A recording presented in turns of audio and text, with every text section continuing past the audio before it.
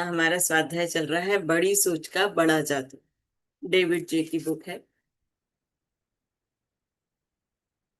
तो उन्होंने जैसे कल बताया था कि अपनी पोशाक के बारे में, कि जिस तरह का ओकेजन होता है उस तरह की पोशाक पहनी जाए तो हम अधिक अच्छा अनुभव करते हैं।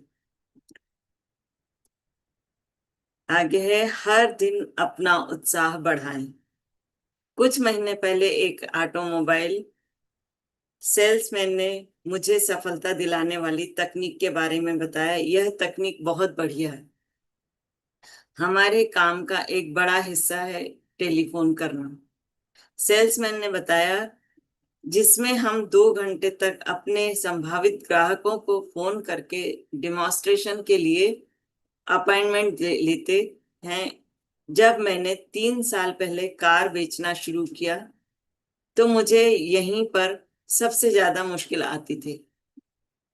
मैं संकोची और डरा हुआ रहता था और मैं जानता था कि मेरी आवाज फोन पर कैसी सुनाई देती हूँ। सामने वाले आदमी के लिए यह बोलना स्वाभाविक ही होता है, सॉरी, मेरी इसमें कोई रुचि नहीं है, और इसके बाद वह फोन काट देता था। हर सोमवार की सुबह हमारे सेल्स मैनेजर एक सेल्स मीटिंग लेते थे। यह मीटिंग बहुत प्रेरणादायक हुआ करती थी और इससे मुझे काफी प्रेरणा मिलती थी। और इसका परिणाम यह होता था कि सोमवार को मैं सप्ताह के किसी और दिन के मुकाबले ज्यादा डिमॉन्स्ट्रेशन हासिल करने के में कामयाब हो जाता था।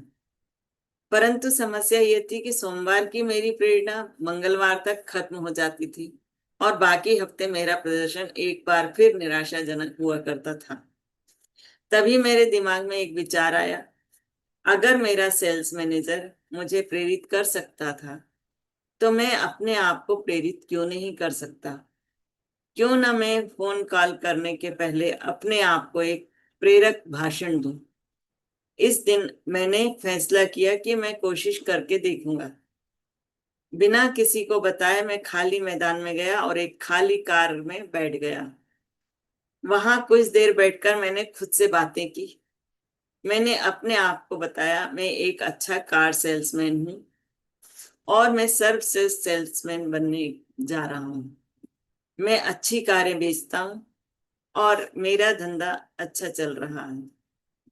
जिन लोगों को मैं फोन कर रहा हूँ उन्हें इन कारों की जरूरत है और मैं इन्हें बेचने जा रहा हूँ।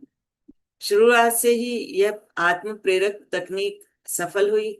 मुझे इतना अच्छा लगा कि मुझे फोन करने में जरा भी हिचक नहीं हुई। मैं फोन करने के लिए उत्सुक होने लगा। मैं आजकल खाली प्लॉट में खाली कार में बैठकर खुद को प्रेरणा नहीं देता हूँ, परंतु अब भी इस तकनीक का प्रयोग करता हूँ। किसी भी नंबर को डायल करने से पहले मैं अपने आप को यह याद दिलाता हूँ कि मैं एक बेहतरीन सेल्समैन हूँ और मैं सफल होने जा रहा हूँ और मुझे सफलता मिलती है।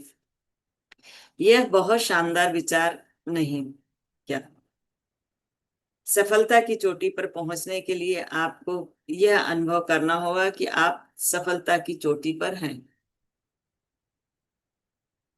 अपने आप से प्रेरक चर्चा करें और यह जानें कि ऐसा करने से आप कितने बड़े और विश्वासपूर्ण बन सकते हैं।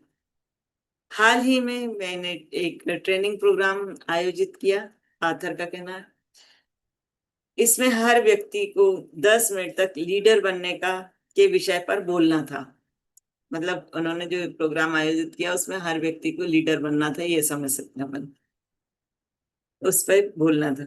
एक ट्रेनी ने बहुत बुरा प्रदर्शन किया। उसके घुटने कांपने लगे थे और उसके हाथ थर थर कांप रहे थे। वह भूल गया कि क्या कहने वाला था। 5 या 6 मिनट तक इधर उधर की बात करने के बाद वह पूरी तरह असफल होकर बैठ गया। सत्र के बाद मैंने उससे सिर्फ इतना कहा कि वह आगे अगले सत्र की शुरुआत के 15 मिनट पहले वहां आ जाए। वह वादे के मुताबिक अगले सत्र में 15 मिनट पहले वो वहां पहुंच गया। दोनों पिछली रात के उसके बुरे अनुभव के बारे में बात करने लगे। मैंने उससे पूछा कि भाषण देने के 5 मिनट पहले उसके दिमाग में किस तरह के विचार आ रहे थे। तो उसने बताया, मैं बहुत डरा हुआ था। मैं जानता था कि मैं दूसरों के सामने खुद को मूर्ख साबित कर दूंगा। मतलब उसने पहले ही जान लिया था कि वो दूसरों के आगे वो मूर्ख साबित कर लेगा अपने आप को। मैं जानता था कि मैं फ्लॉप होने वाला हूँ। मैं यह सोचता जा रहा था, लीडर बनने के बारे में मैं क्या बोल सकता हूँ। मैंने यह याद करने की कोशिश की कि मैं क्या बोलने वाला हूँ, परंतु मुझे असफल होने के अलावा और कोई बात सूझ ही नहीं रही थी। यही तो, मैंने बीच में कहा, यही तो आपकी समस्या की जड़ है। बोलने के पहले ही आपने अपने आप को हरा दिया। आपने खुद को विश्वास दिला दिया कि आप असफल होने वाले हैं। फिर इसमें हैरत की क्या बात है, आप असफल हो गए। साहस बढ़ाने के बजाय आपने डर को बढ़ाने का विकल्प चुना। मतलब साहस ना बढ़ा के आपने डर को बढ़ाया। अब इस बात का सत्र शुरू होने से 4 मिनट के समय बचा था। अब जब सत्र चालू होने में केवल 4 मिनट बचे थे, मैंने उससे कहा, मैं चाहता हूं कि अब आप ये करें, अगले कुछ मिनट तक अपने आप से प्रेरणा भरी बातें करें। हाल के बाहर उस खाली कमरे में चले जाएं और खुद से कहें, मैं बहुत अच्छा भाषण देने जा रहा हूं।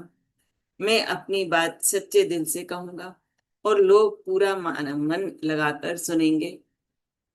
इन शब्दों को लगातार दोहराते रहें और पूरे विश्वास से ऐसा करें।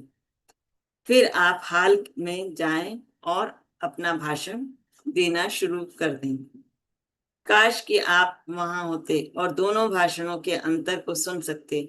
उस छोटी सी खुद की दी गई प्रेरणादायक चर्चा का असर यह हुआ कि वह बहुत बढ़िया भाषण देने में कामयाब हुआ। तो यहाँ संदेश हमें क्या मिलता है? प्रेरणादायक आत्म प्रशंसा का अभ्यास करें। आत्मनिंदा के शब्दों से खुद को छोटा ना बनाएं। आप जैसा सोचते हैं आप वैसे ही होते हैं। अपने बारे में बड़ी बातें सोचें और आप सचमुच बड़े हो जाएंगे। खुद को खुद के हाथों बेचने का विज्ञापन बनाएं। 1 मिनट के लिए अमेरिका के बेहद लोकप्रिय ब्रांड कोका कोला के बारे में सोचें। एक दिन आपकी आंख या कान में कई बार कोक दिखाई या सुनाई दे जाता है। जो लोग कोका कोला बनाते हैं वे आपको लगातार कोक बेचते रहते हैं, और इसके पीछे एक कारण होता है। अगर वे आपको लगातार कोक नहीं बेचेंगे तो हो सकता है कि कोक में आपकी रुचि कम हो जाए और एक दिन यह पूरी तरह खत्म हो जाए। इससे उनकी बिक्री घट जाए। परंतु कोको कोला कंपनी ऐसा नहीं होने देती। वे आपको बार बार कोक बेचते हैं, बार बार बेचते रहेंगे। हर दिन हम लोग ऐसे आधे जिंदा आधे मुर्दा लोगों को देखते हैं जिन्होंने खुद को खुद के हाथों नहीं बेचा है। इनमें अपने सबसे महत्वपूर्ण सामान यानी खुद के लिए कोई आत्मसम्मान नहीं है।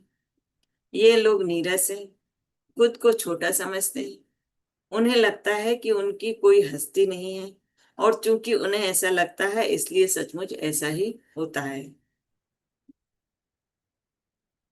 तो आज का स्वाध्याय यहीं तक कि हमें अपने आप को कम नहीं आंकना चाहिए।